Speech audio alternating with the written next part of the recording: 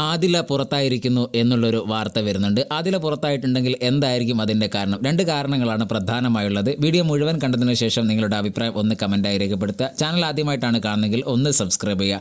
ആദില പുറത്താവാനുള്ള പ്രധാന കാരണത്തിൽ ഒന്ന് എന്ന് പറയുന്നത് മണി ബോക്സ് ടാസ്കിൽ പണപ്പെട്ടിയുമായി ആദില പുറത്തേക്ക് പോകാനുള്ള ഒരു പ്ലാൻ ഉണ്ടായിരുന്നു. അത് ആദിലയും നൂറയും ഒക്കെ ചർച്ച ചെയ്തിരുന്നു. ബിഗ് ബോസിനകത്തും അവർ ചർച്ച ചെയ്തിട്ടുണ്ടായിരുന്നു.